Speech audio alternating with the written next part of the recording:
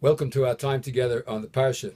The Shabbos Parshas Tisa is a very interesting Parsha. It has many things that are of great importance to the Jewish people. Of course, it has the institution of the Shabbos as being of paramount importance. It also speaks about the unfortunate incident of the Egel, of the worship of the golden calf, and a few other short little sections till the end of the Sedra, including the making of the Ketores, the making of the incense, and of the Shemen HaMishcha, which is the anointing oil. It's interesting to note that every single Shabbos there are 7 aliyos. 7 people are called up to the Torah. And if you have 140 psukim, let's say, in a Sedra, it'll average out pretty well to about 20 psukim to each aliyah. And usually, when you go through the Sidros, you'll find that they're pretty well proportioned between Rishon and Sheni, the first aliyah and the second aliyah, the third and the fourth and the fifth. Some are a little longer, some are a little shorter, but generally speaking, you don't have tremendously long sections for one aliyah and very tiny sections for another aliyah for a different person who's called up to the Torah, except in Parshas Tisa.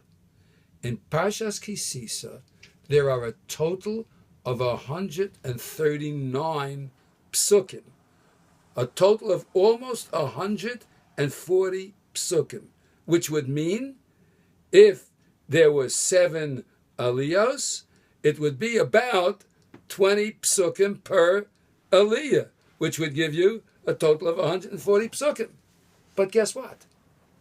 In the first 2 aliyos, between the Kohen and the Levi, there are a total of 91 psukim, more than 3/5 of the entire Parsha is read. More than 60% of the Parsha is read by the first 2 aliyos, for the Kohen and for the Levi.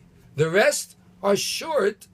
The other 5 aliyos divide up the remaining 50 psukim, approximately 10 psukim a person.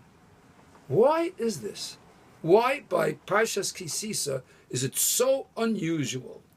So the Siach Sarfei Kodesh explains this is done with intent and on purpose, because the halacha states that it's improper to call up, for example, a blind or a crippled person to the aliyah when it speaks about the mumin, the physical ailments that would disqualify a person, for instance, from being a Kohen. For instance, let's say a Kohen is an Averes, a blind person, Ochiger, or he's lame.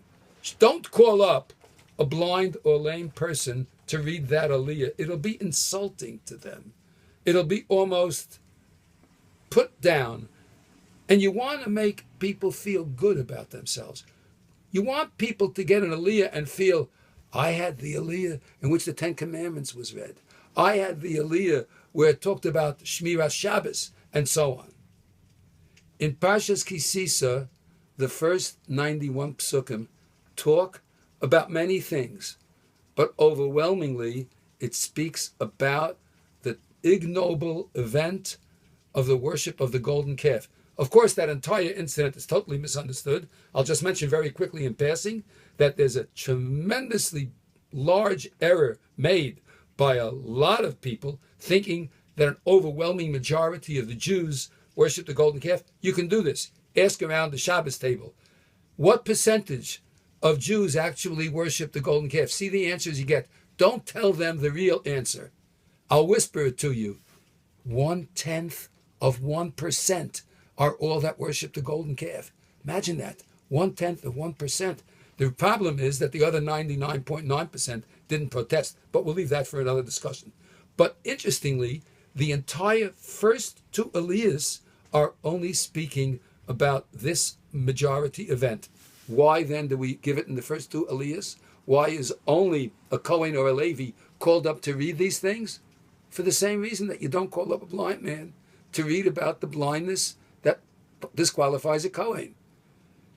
Aaron, HaKohen, and Shevet Levi was the only tribe that did not get involved, anyone, not one member, in the worship of the golden calf. And therefore, you call up a Kohen for the first part, a Levi for the second, and when the Levi gets the second aliyah and they read about the golden calf, no one would say, oh, he got the aliyah for the golden calf because his ancestors worshipped it. They can't say that about a Levi. If a Yisrael got it, maybe one of his ancestors did. So the Torah is being very careful about the feelings of the person who gets the aliyah. You only call up a Kohen or a Levi, neither of which had any direct part in the worship of the golden calf.